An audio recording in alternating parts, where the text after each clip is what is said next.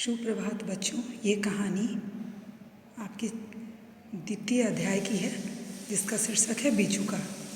बिजुका किसे कहते हैं आप इसके बारे में इस कहानी में पढ़ेंगे। आप देखे होंगे खेत में किसान बड़ी कड़ी मेहनत करते हैं, धूप में भी फसल उगाते हैं और जानवर आके उसे बर्बाद कर देते हैं, तहस नहस कर देते हैं। तब किसान ने बचने के लिए ये बिजुका को खेतों में लगाते हैं ताकि जानवर उससे डरें और पास ना आए। ये देखिए, ये बिजुका की तस्वीर है जो दूर से मनुष्य जैसी नज़र आ रही है, पर यह मनुष्य नहीं है, ये पुतला जैसा है। सो इसके बारे में आज हम पढ़ें। इस कहानी का जो पात्र है वो कौन है? लादू राम। एक था लादू राम, उसकी एक बाड़ी थी। बाड़ी किसे कहते हैं?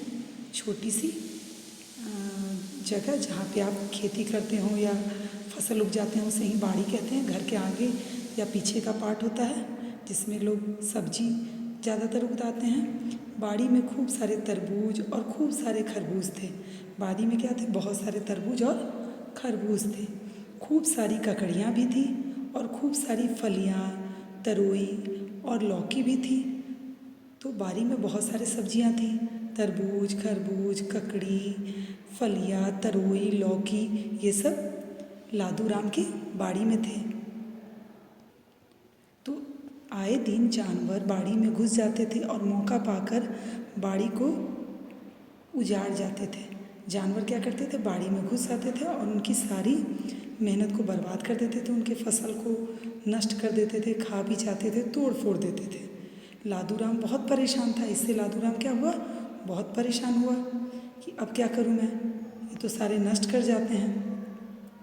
उसने सोचा अब तक तो कोई ना कोई उपाय करना ही होगा। उसने सोचा कि अब कुछ ना कुछ तो उपाय करना ही होगा ताकि मेरी फसल बर्बाद ना हो, मेरे सारे तरबूज, खरबूज, जो भी सब्जियां और जो भी फसल है उसे नष्ट ना हो। सो वो क्या किए? दीनू काका जो गांव में बुज़ुर्ग थे उनसे सलाह ली कि क्या करूं मैं। तो उनसे सलाह लिए और कहें कि अब क्या करूं। तो उनके सलाह के आधार पे वो एक बिजुका बाड़ी में लगा दिए।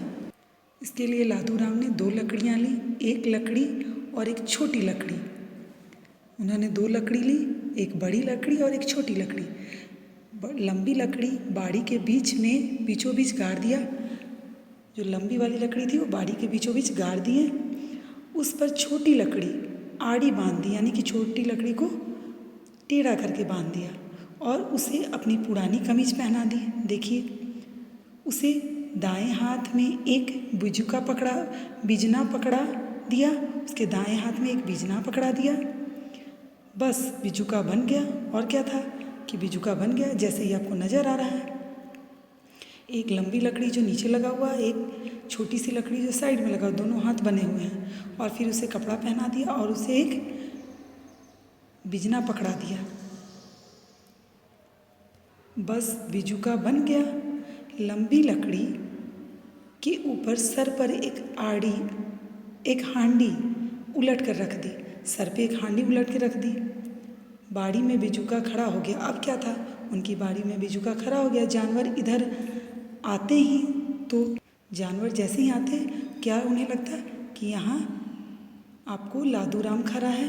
और वो जैसे ही हवा चलती वैसे ही कमीज भी बाहें हिलती डुलती, और हवा जब चलती तो उनके कपड़े की जो बाँह थी वो हिलती डुलती।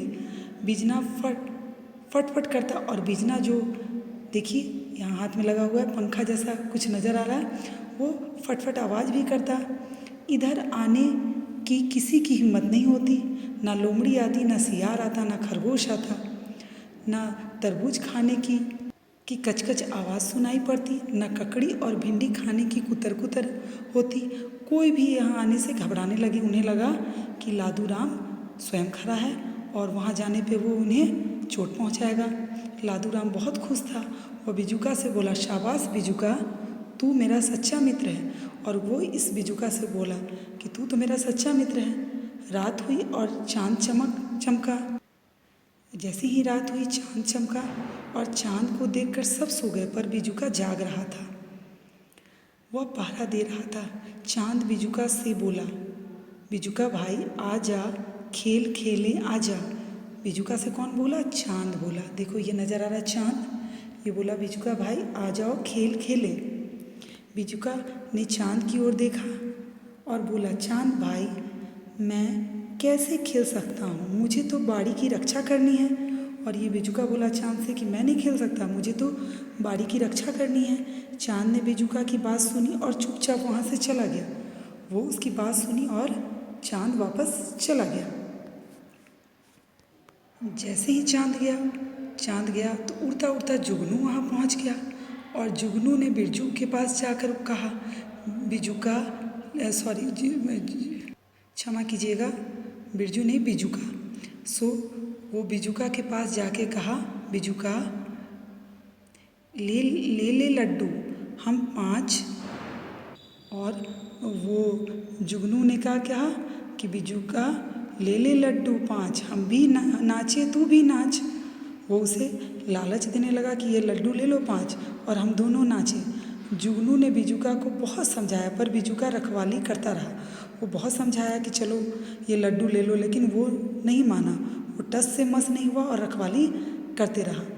जुगनू ने बिजुका को समझाया पर वो नहीं माना और रखवाली करते रहा। जैसे ही जुगनू वहाँ से थक के हार के चला गया कि ये मेरा बात नहीं मानने वाला, उसी समय हवा वहाँ आ गई। वो बिजुका से बोली बिजुका बिजुका अब तो तू थक गया होगा, जा सो जा, मैं खेत की रखवाली कर लूँगी। हवा बोली कि जाओ तो तुम बहुत काम किए, थक गए होगे, सो जाओ, मैं खेत की रखवाली कर लूँगी। मैं चलती हूँ सरसर। और कहा कि मैं चलती हूँ सरसर, सो जा तू खरखर। वो उसे हवा कही कि मैं चल रही हूँ सरसर, अब तू जाके सो जा। हवा चली गई और हवा चली तो बिजना जो बिजुका के हाथ में थी वो ज़ोर ज़ोर से हिलने लगा। वह देखकर वह ज़ोर से चली और हवा तेज़ चलने लगी कि बिजना जो है तेज़ से चल रहा है। हवा ज़ोर से चली तो बिजुका गिर गया और काफ़ी तेज़ हवा चलने पर बिजुका क्या हुआ? गिर गया। तभी लोमड़ी, सियार, खरगोश का झुंड खेत में आया। उन्होंने सोचा आज तो लादूराम हैं ही नहीं, और उन्होंने सोचा बिजुका को वो लादूराम समझ रहे थे तो वो सोचे कि आज तो है। और ये सभी जानवर सोचने लगे कि आज लादूराम तो हैं ही नहीं, खूब मज़े से तरबूज खाएंगे, खरबूज खाएंगे, भिंडी खाएंगे और ककड़ी खाएंगे। और जैसे ही सुबह हुई लादूराम बारी में आया, देखा कि बिजुका गिरा पड़ा है। तरबूज सफ़ा चट यानी कि तरबूज खरबूज एकदम नहीं थे, गायब थे, वो सफ़ा चट थे। ककड़ी और भिंडी नदारद थी, ककड़ी भिंडी भी एक भी नहीं थी। नदारद का मीन्स एकदम नज़र नहीं आ रहा था, कुछ भी नहीं था।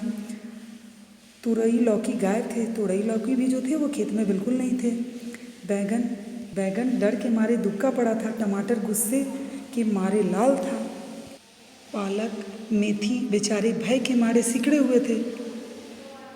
उसने अपना सिर पीट लिया और वो ये सब देख के अपना सर पीटने लगा। बिजुका को उठाया और उसे मजबूती से फिर रोपा, उसे उठा के फिर से खड़ा किया। खेत के रक्षक बिजुका अब मजबूती से खड़ा था और फिर से खेत के रक्षक जो बिजुका था खड़ा था, एकदम सीधा, एकदम चौकन्ना और एकदम सीधा चौकन्ना खड़ा था जैसे कि पहले था। तो बच्चों ये कहानी बिजुका के बारे में थी, जो खेतों में लगाई जाती हैं फसल की रक्षा के लिए। किसान उसे लगाते हैं जो बिल्कुल ऐसा ही नज़र आता है, दूर से लगेगा कोई मनुष्य खड़ा हो, और जानवर उससे भय खाते हैं, डर के दूर चले जाते हैं। अब अगले वीडियो में मैं इसका बाकी का अध्याय क्वेश्चन आंसर आपको बताऊंगी। बाय।